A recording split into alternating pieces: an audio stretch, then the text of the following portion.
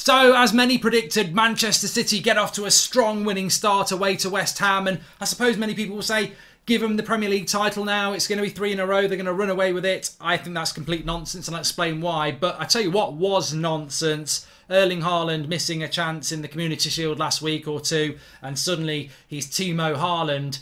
That's not going to happen. It's not going to happen with Nunez at Liverpool, and it's not going to happen with Haaland at Man City. You can actually play up front as Nunez at Liverpool or Haaland at Man City. You can probably miss 2 sitters a game and you will still get chances to score goals. And I think Erling Haaland will score a lot of goals for Man City. 2 today. I tipped him for Golden Boot. My jinx might be over. I might not get my jinx. I mean, that would be a bad thing because I'm not a Man City fan. But don't worry, I'm not wearing blue because I've given up on United after today. I'm now a Man City fan. No. But that's just a coincidence. But Man City today, 75% possession. Good, strong win. West Ham are always difficult. I think they'll have a good season, but I don't think Moyes against the top sides ever really has a go at it. He always seems to try and do it on the break, and then he's more expansive against the so-called lesser side. So I think West Ham will have a good season, but I actually do think Man City are vulnerable. I'll explain why in a minute, but they've absolutely dominated West Ham today, and I think West Ham, Moyes sometimes lets you do that. Sometimes you can't stop Man City and Pep doing that, but so it's hard to tell which of which, but it was comfortable for Man City, and they've got a player in Erling Haaland who is going to be a match winner.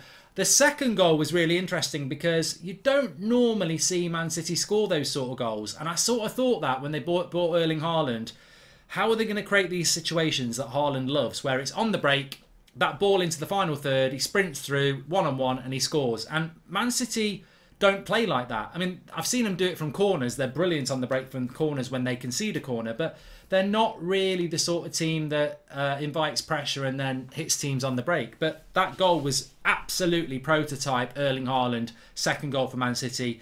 Breaks away, played in behind, sprints through, finishes on his stronger left foot. Lovely, lovely finish. So Haaland will have to adapt because, I mean, most teams know against Man City don't get caught on the break, and they're going to really know with Haaland don't get caught on the break. So he'll have to score different types of goals against teams that will sit back. But then they've got these magicians like Phil Foden, who was fantastic today as well.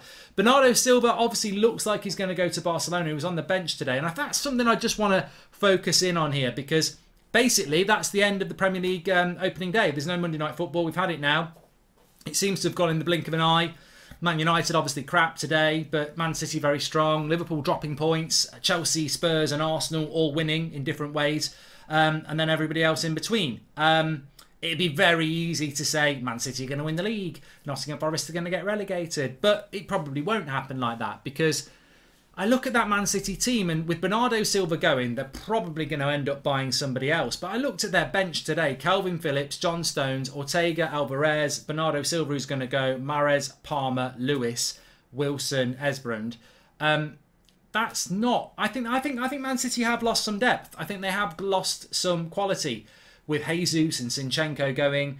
Sterling's gone as well. Bernardo Silva's going to go. And yeah, look, Alvarez has come in, Haaland's come in, Phillips has come in, and if they get someone else, it's 4 for 4. But I just feel that Man City, over a big season, Grealish is now becoming a first-team player. I don't know that City are as strong as they were last year. They're probably going to... Look, Liverpool and City are going to be strong enough to fight for the title, but I don't necessarily see City running away with it this year. I think there is an opportunity that maybe Spurs, Arsenal, Chelsea are a little bit stronger, and maybe Liverpool and Man City are a little less stronger. I think that we saw that with Liverpool yesterday. Maybe we're going to see that with Man City this year.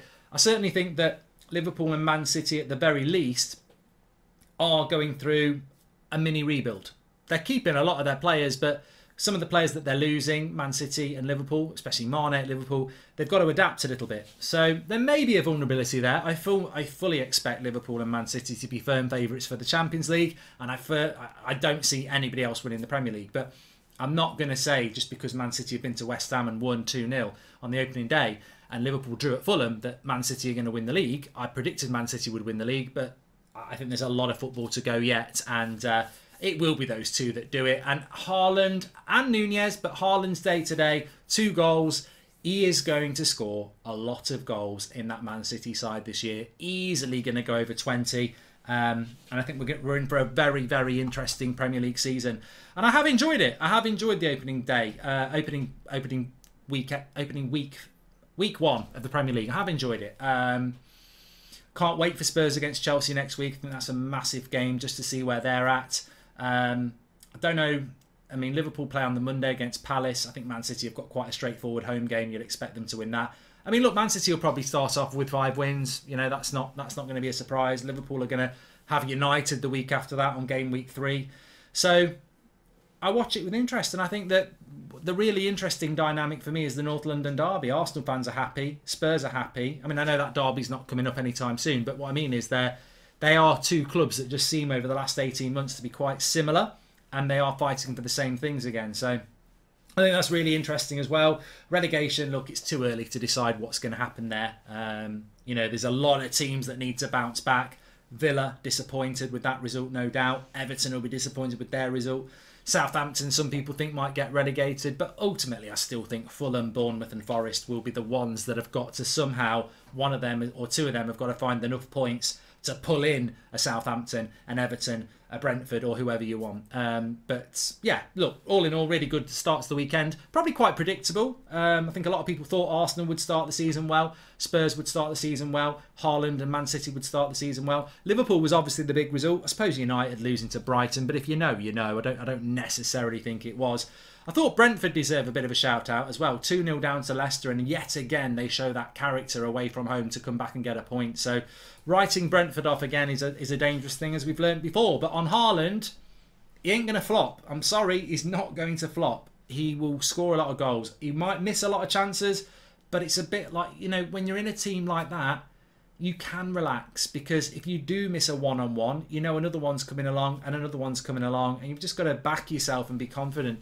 It's not like being a top-level goalkeeper where you know you're not going to be busy, but when you are, when they do get a chance, you've got to save it because you're going to be judged on that. As a striker in a Man City side or a Liverpool side, those chances are going to come a lot, and Haaland is going to get a lot of goals. So yeah, thanks everyone for watching. Give us your comments below. What's your thoughts on the Premier League weekend? Do you think it's over before it's begun? I really don't. I think Man City have started off well, but I think there's plenty of opportunity for other teams to get back in, and I do think Man City, I wouldn't be surprised if Man City drop points in the next 4 games. I don't know who they've got, but I do think they could drop points. Thanks everyone for watching. Take care.